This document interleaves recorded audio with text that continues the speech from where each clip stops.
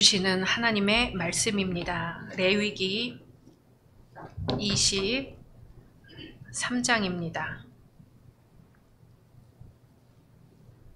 레위기 23장 33절에서 44절 말씀까지, 레위기 23장 33절에서 44절 말씀까지 한 절 한 절 교독하겠습니다. 여호와께서 모세에게 말씀하여 이르시되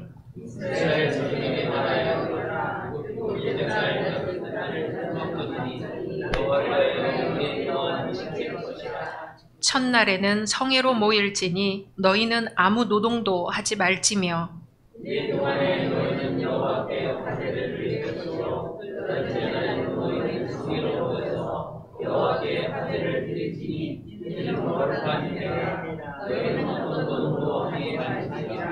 이것들은 여호와의 절기라. 너희는 공포하여 성회를 열고 여호와께 화제를 드릴지니 번제와 소제와 희생제물과 전제를 각각 그날에 드릴지니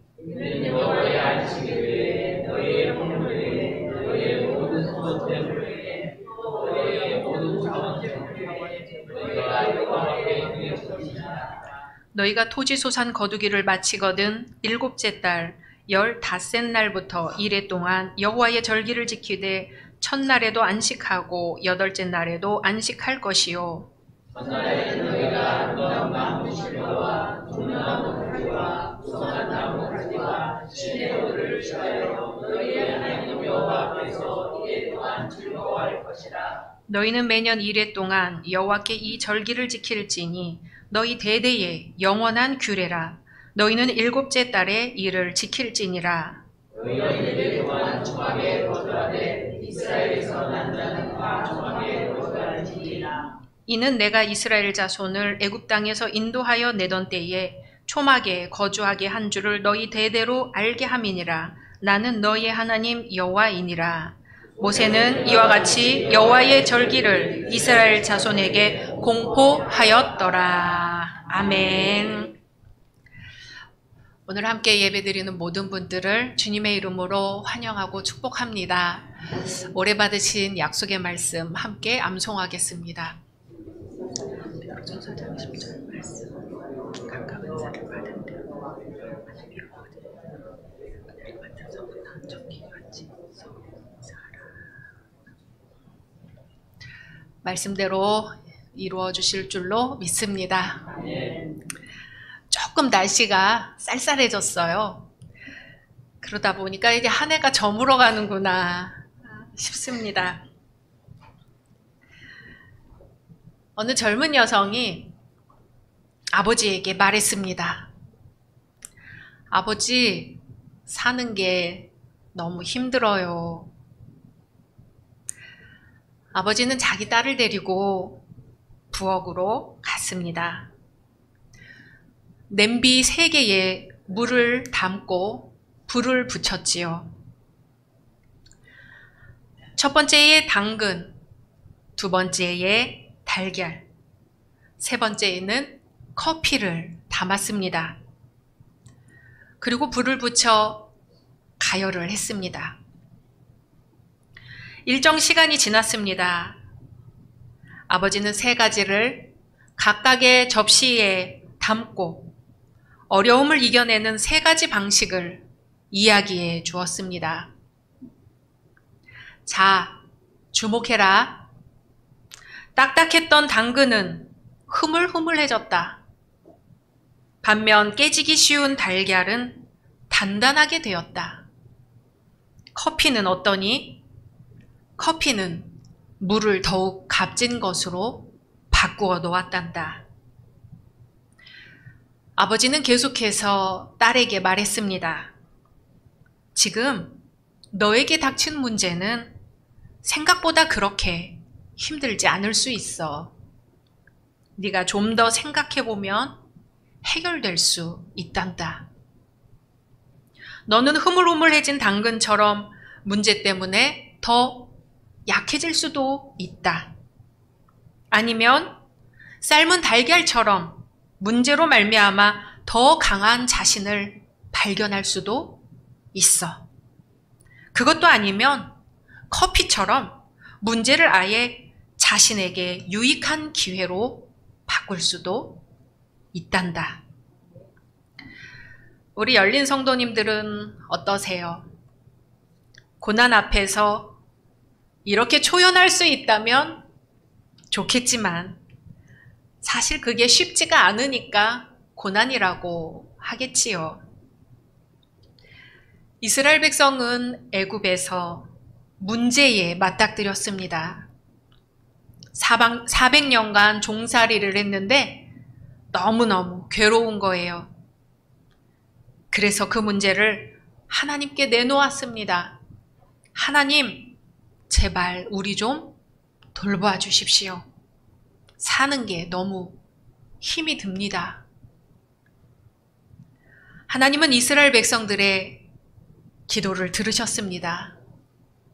그 간절한 기도를 외면하지 않으셨지요. 모세라는 지도자를 세워주셨고 이스라엘 백성을 이끌게 하셨습니다. 그리고 이스라엘 백성은 지도자를 따라 출애굽하는 것을 선택했습니다. 어떻게 되었을까요? 당근처럼 흐물흐물해졌을까요? 달걀처럼 단단해졌을까요? 커피처럼 아예 새로운 가치를 만들어냈을까요? 우리가 지나온 세월을 돌아보면요. 특히 여기 우리 열린 성도님들이 지나오신 세월을 제가 가만 들여다보면요. 고난이라는 뜨거운 물 속에서 달걀처럼 단단해지고 또 커피처럼 새로운 향을 만들어내신 것 같습니다. 인생이라는 우여곡절을 피하거나 도망치지 않고 하나님을 의지하는 믿음으로 부딪히면서 이렇게 열린교회라는 특별하고도 독특한 공동체를 만들어내신 것 같습니다. 우리 열린 성도님들에게서는 아주 깊고 진한 믿음의 커피 향이 납니다. 아멘. 이스라엘 백성은 출애굽하여 광야 40년 생활을 하는 동안 전혀 다른 사람들이 되었는데요. 그 특징을 꼽으라면 고난 중에 감사하는 사람들이 되었다는 겁니다. 광야에서 불평, 불만 많았지요.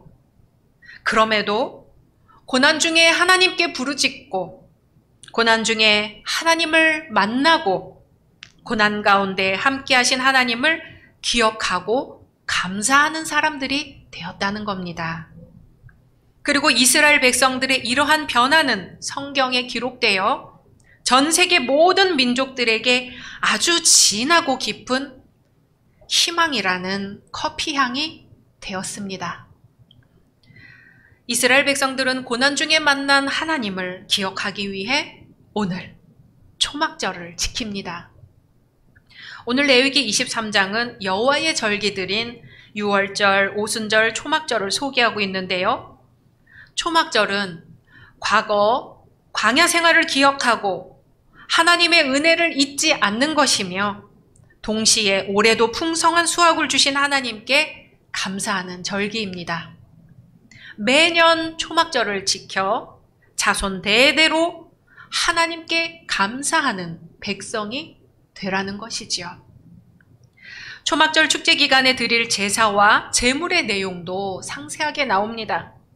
민수기에 보니까 하나님께 드릴 화제로 수송아지 71마리, 수양 15마리, 어린 양 105마리로 되어 있습니다. 금식과 회개의 속죄일 다음에 이 초막절을 지켰거든요.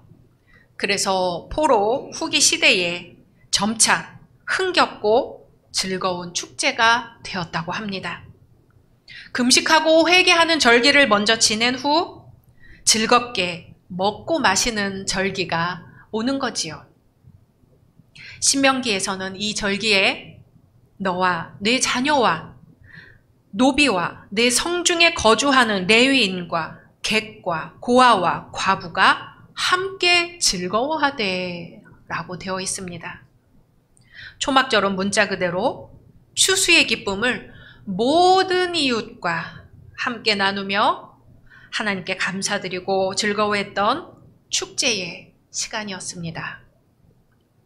고대 이스라엘 백성이 한 해의 농사를 끝내며 지켰던 이 초막절은 우리나라의 추석과 같은 감사제입니다. 다른 점이 있다면요. 이스라엘 백성은 민족의 고난의 역사와 신앙을 연계해서 이 초막절을 지켰던 것이고요. 우리 추석은 그렇지는 않습니다. 신앙이 없으니까요.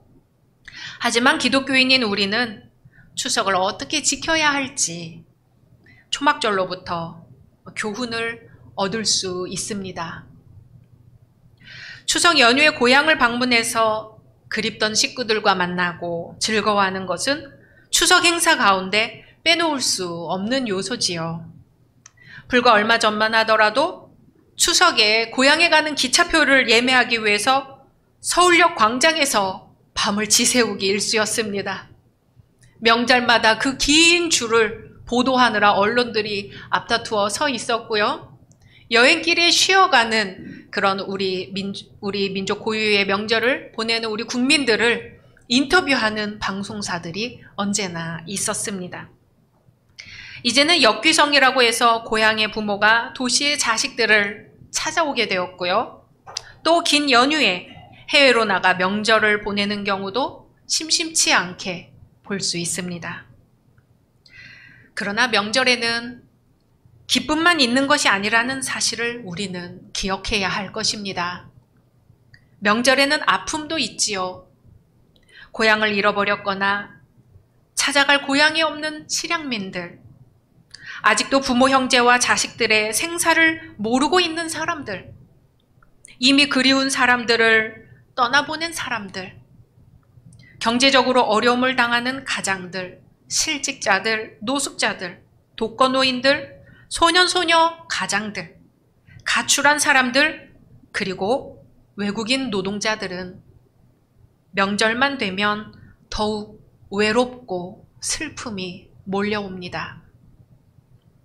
명절은 분명 기쁘고 즐거운 절기지만 이렇듯 아픔과 슬픔도 큰 절기가 되는 것이죠. 그러니 명절은 반드시 나눔이 있어야 합니다. 먹을 것을 나누고 마음을 나누고 누군가 혼자 일하지 않도록 같이 마음을 함께 해야 합니다. 느헤미야는 포로 후기에 초막절을 지키게 되었을 때 이렇게 말합니다. 너희는 가서 살진 것을 먹고 단 것을 마시되 준비하지 못한 자에게는 나누어 주라. 이날은 우리 주의 성일이니 근심하지 말라. 여호와로 인하여 기뻐하는 것이 너희의 힘이니라. 아멘. 가서 살진 것을 먹고 단 것을 마시되 준비하지 못한 자에게는 나누어 주라. 근심하지 말라. 여호와로 인하여 기뻐하는 것이 너희의 힘이니라. 아멘. 포로에서 돌아온 이스라엘 백성들은 가진 게 매우 적지요. 나라를 잃은 백성이 나라를 찾아 돌아왔을 때 그 땅은 척박합니다. 하지만 이 명절에만큼은 근심하지 말라. 여호와로 인하여 기뻐하는 것이 너희의 힘이니라. 아멘.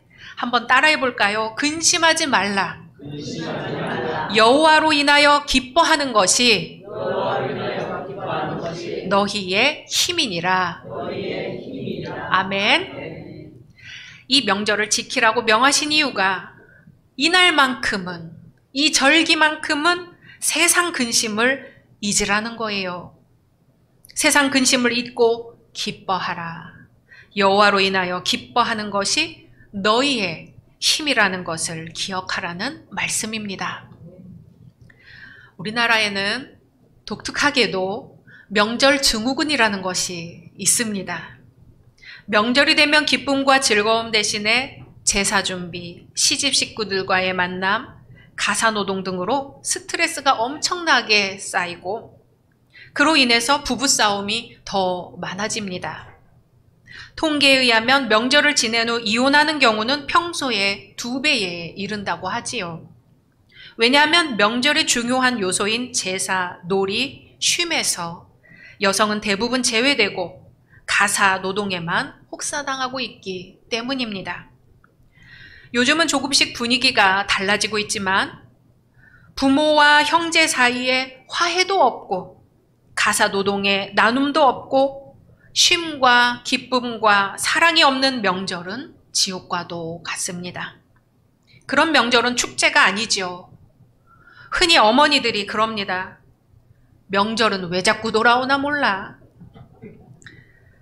스트레스는 엄마들뿐만 아니라 학생들, 청년들도 부쩍 많이 받습니다. 상당 부분 부적절한 대화 때문입니다. 일반적으로 서양 사람들은 추수감사절 같은 명절 때 만나도 별 문제 없이 대화가 진행되고 마무리되는데요. 사생활을 존중하는 문화가 있기 때문이죠. 반면 우리나라 사람들은 오랜만에 만났을 때 부적절한 대화 때문에 가족 간의 심기가 흐트러지는 경향이 있다 하는 연구가 있을 정도지요. 오랜만에 만나는 거지만 가족이니까 다 이해하겠지 하고 말을 하는 건데요. 이번 명절 금기어입니다. 금기어. 취직은 했니? 아이는 언제 가지려고? 애인은 있고? 대학은 어디 가려고? 아무개는 연봉을 얼마 받는다는데 너는 얼마나 받니? 결혼 언제 하니? 살 좀 빼야지. 누구는 부모님 해외여행 보내줬다더라. 걱정해서 하는 말인 건 알지만 명절 금기어입니다. 대신 애썼다, 잘하고 있다, 칭찬하며 격려해 주시기 바랍니다. 정말 관심 있다면 명절 말고 평소에 전화해서 물어보시기 바랍니다. 그래도 말하고 싶고 물어보고 싶고 관심이 간다면 관심만큼 현금을 주세요. 옛날에 이스라엘 사람들도 스트레스가 많았습니다. 어떤 스트레스가 있었냐면 배가 고팠어요. 로마 압제에서 벗어나고 싶었어요. 그런데 예수님이 나타나시더니 오병이어의 기적을 베푸시는 거예요. 떡 5개와 물고기 2마리를 들어 축사하시고 나누어 주셨는데 5,000명이 배불리 먹고도 남은 기적이 일어난 거예요. 사람들이 깜짝 놀랐겠지요? 예수님만 있으면 먹을 게 해결될 거라고 생각했습니다. 이런 예수님이라면 다윗과 같은 왕이 되어 새로운 나라를 세워줄 거라고 믿었습니다. 그래서 예수님을 따라다니는 거예요. 주님의 나라와 그의 의를 위해서가 아니라 배가 고파서 내 배를 채우려고 예수님을 따라다닙니다. 오병이어의 기적과 바로 뒤이어 나오는 예수님이 물 위를 걸으신 기적은 같은 맥락입니다.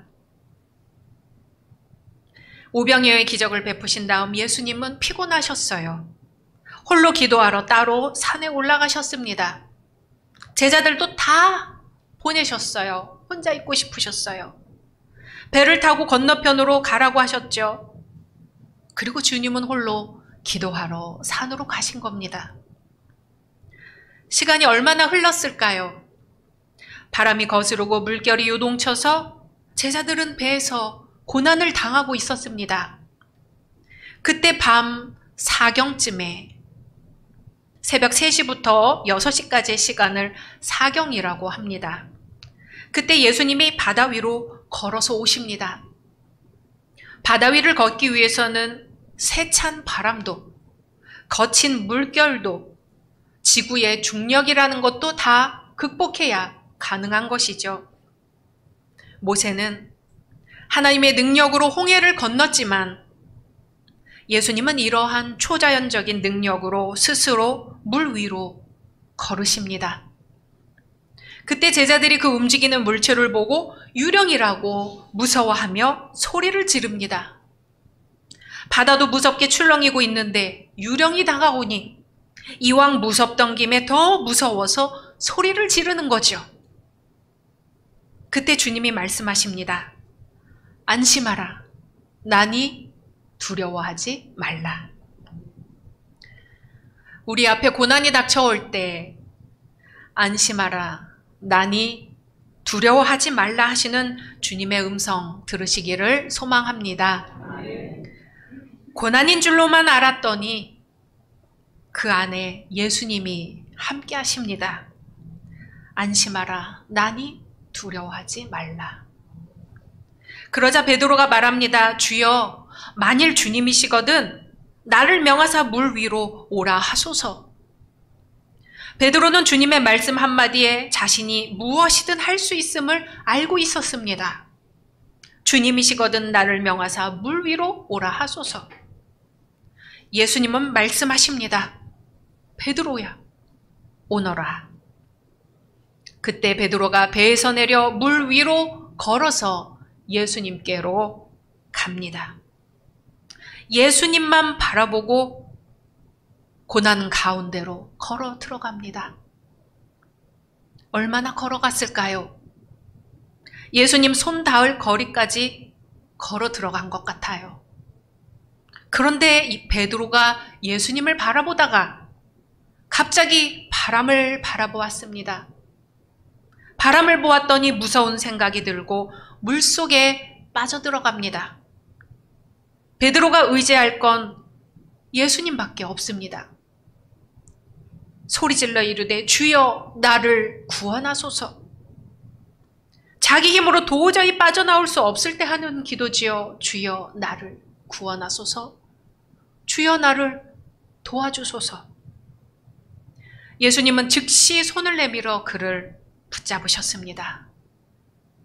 우리 성도님들이 주여 나를 구원하소서 기도할 때 예수께서 즉시 손을 내밀어 붙잡아 주시기를 소망합니다. 주님은 이어 베드로에게 말씀하십니다. 믿음이 작은 자여, 왜 의심하였느냐? 왜 의심하였느냐는 무엇 때문에 의심하였느냐는 뜻입니다. 예수님이 손을 내밀면 닿을 거리까지 도착을 했는데 베드로는 무엇을 의심했던 걸까요? 여기서 의심하였느냐 하는 원뜻은 이중적으로 하다는 의미입니다. 마음이 두 갈래로 나뉘어져 어찌할 바를 몰라 하는 상태를 말합니다. 사랑하는 열린 성도 여러분, 여러분은 무엇 때문에 주님을 의심하십니까? 무엇 때문에 마음이 두 갈래로 갈라져 어찌할 바를 모르십니까?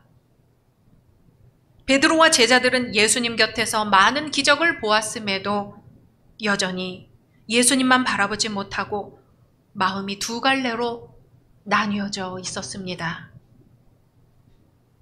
예수님과 베드로가 배에 함께 오르자 이번에는 바람도 그칩니다. 제자들은 그제서야 예수께 절하며 진실로 하나님의 아들이로소이다 고백을 합니다. 우리 모두 진실로 하나님의 아들이신 예수 그리스도를 만나게 되기를 소망합니다. 매일 주님을 고백하며 마음이 두 갈래로 나뉘어지지 않고 오직 예수님만 바라보시기를 소망합니다. 자연을 다스리시는 주님께서 신음하는 생태계를 어루만지시고 치유하여 주시기를 소망합니다. 또 우리를 통하여 주님의 생수의 강이 흘러 상처 입은 자연의 우리 사이에 회복의 역사가 나타나기를 간절히 소망합니다. 주님의 말씀입니다. 너희는 가서 살진 것을 먹고 단 것을 마시되 준비하지 못한 자에게는 나누어 주라. 이날은 우리 주의 성일이니 근심하지 말라. 여호와로 인하여 기뻐하는 것이 너희의 힘이니라. 아멘. 함께 침묵으로 기도하겠습니다.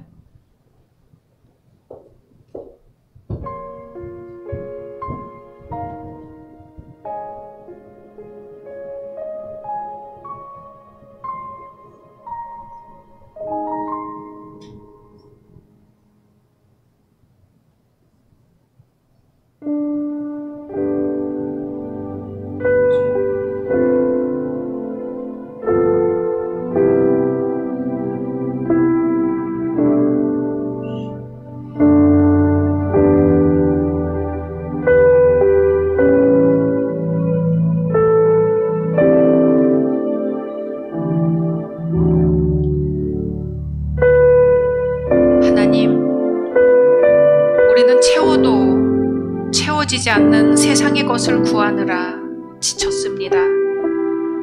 예수님의 말씀에 의지해 바다 위를 걷다가도 주님이 아닌 바람을 바라보다 무서워 물에 빠져들어갑니다. 주여, 우리를 구원하소서. 주여, 우리를 긍휼히 여겨주소서. 주님, 우리의 능력으로 할 수 없음을 고백하오니 물에 빠져들어가는 저희의 손을 즉시 잡아주소서. 우리의 손을 즉시 잡아주시고 우리의 마음의 풍랑, 우리 삶에 불어닥치는 풍랑을 잠잠케 하여 주소서. 예수님의 이름으로 기도드립니다. 아멘.